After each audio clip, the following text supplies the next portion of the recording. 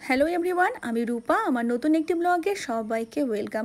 তো মুচমুচে সাবুর পকোড়া কী করে বানালাম সেই রেসিপি আজকে তোমাদের সঙ্গে শেয়ার করছি। সেই জন্য আমি কিন্তু এখানে নিয়েছি 1.5 কাপ মতো সাবু। আর এই সাবুটাকে আমি কোনো এক্সট্রা জল দিইনি, জাস্ট ধুয়ে নিয়েছি। যতটুকু ধোয়ার পরে যতটুকু জল লেগে থাকে ততটুকু জলেই সাবুটা নরম হয়ে যাবে। আর এটা করেছি আমি দুপুর 1টার সময়। আর এখন বেজে গিয়েছে সন্ধে 6টা। আর 6টার সময় রান্নাঘরে এসে সোজা আমি 3টে আলু সিদ্ধ দিয়েছি। সাথে দেখো কী নিয়েছি পেঁয়াজ, আদা, লঙ্কা আর নিয়েছি ধনেপাতা। এগুলোকে আমি সুন্দর করে কুচি করে নেব। আর এদিকে দেখো আমি যে দুপুরবেলা সাবুটা একটু জল দিয়ে ধুয়ে রেখেছিলাম, সেই জলে সাবুটা কি সুন্দর নরম হয়েছে। এই দেখো আমি আবার হাত দিয়ে তোমাদের একটু দেখিয়েও দিচ্ছি সাবুটা কীরকম সুন্দর নরম হয়েছে আর একদম ঝরঝরে হয়েছে। এবার আমি যে 3টে আলু সেদ্ধ দিয়েছিলাম সেই আলু সেদ্ধ 3টে আমি সাবুর মধ্যে দিয়ে দিচ্ছি। দিয়ে এগুলোকে এখন ভালো করে ম্যাশ করে নেব।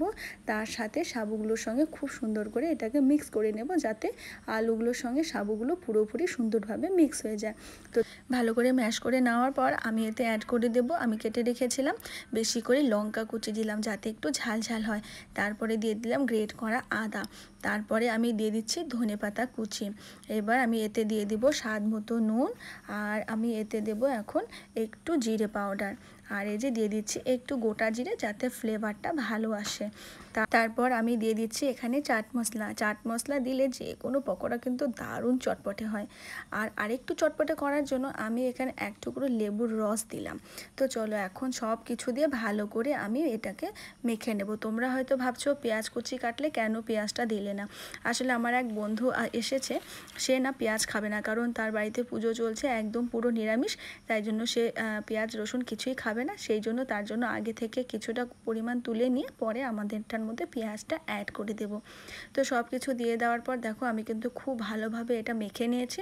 এবার এটাকে তোমরা যেভাবে চাইবে শেপ দিতে পারবে। তো দেখো আমি একদম ছোট ছোট গোল গোল করে একটু চ্যাপটা চ্যাপটা টাইপের শেপ করেছি। আর এটা আগে থেকে করে দিলাম, কারণ এটা যে বন্ধু এসেছে বললাম, সে তো নিরামিষ খাবে, তো পেঁয়াজ ছাড়া আমি এটা আগে থেকে করলাম। করার পর এবার আমাদের জন্য যতটুকু বাকি আছে তার মধ্যে কিন্তু আমি পেঁয়াজ কুচি দিচ্ছি।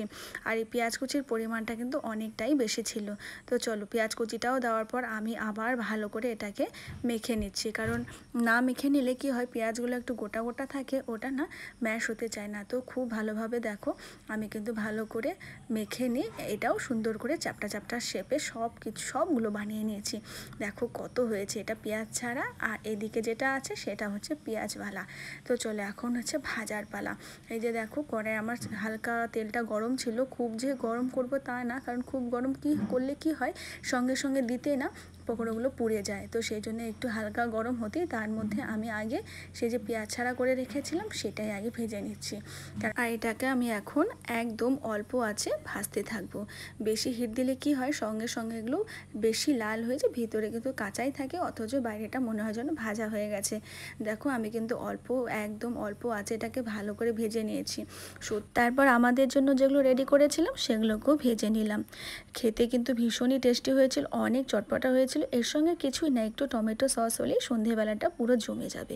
ভিডিওটি কেমন লাগলো অবশ্যই জানাবে। দেখা হচ্ছে পরে আরেকটি নতুন ভিডিওতে। ততক্ষণে তোমরা সবাই খুব ভালো থেকো।